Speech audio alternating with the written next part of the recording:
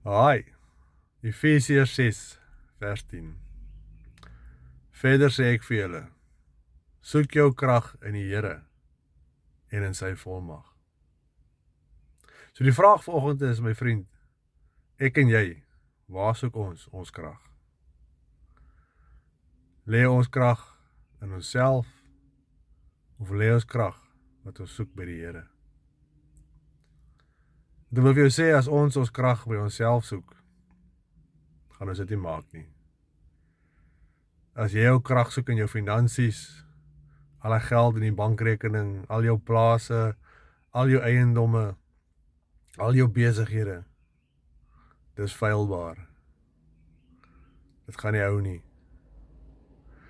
As jy jou krag soek in jou vriende, die menigte mense wat elke dag jou drempel deurtrap, wat naweke jou braaikamer vol staan, dit gaan nie hou nie.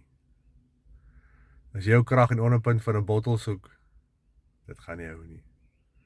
Daardie dinge kweek net trots in 'n man. En wanneer jy trots is, kom jy vinnig tot 'n val. Want jy dink jy kan alles hanteer, jy's entitled en alles, en jy's net die man. En jy begin trap op mense, sonder dat jy dit verstaan, sonder dat jy dit agterkom. Jy maak mense seer, en jy gebruik mense, sonder dat jy dit weet, of sonder dat jy voel, of omgee. So gaan lees aandagtig Efesiërs 6 vers 10 vandag, wat sê, soek jou krag in die Here en in sy volmag. Want jy sien, God se krag is onfeilbaar. God is altyd daar. Hy was altyd daar, hy's vandag daar, hy's môre daar. God is elke dag dieselfde. Sy krag is elke dag dieselfde. Sy genade is elke dag dieselfde. Sy liefde is elke dag dieselfde. En sy verlossing van dit wat jy onderkry, is elke dag dieselfde. Moet my nie verkeerd verstaan nie. Om ryk te wees is nie 'n sonde nie. Dis wat jy met daardie rykdom doen, wat sonde is.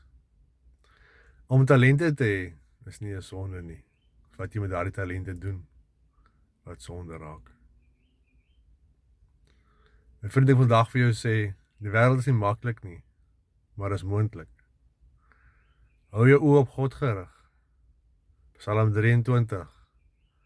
As jy vandag hulp nodig het, gesit so 'n bietjie agteroor. Vat 'n paar minute vir jouself en gaan lees Psalm 23. God is lief vir jou. Hy sal jou nooit verlaat nie. Ons praat weer. Bye bye.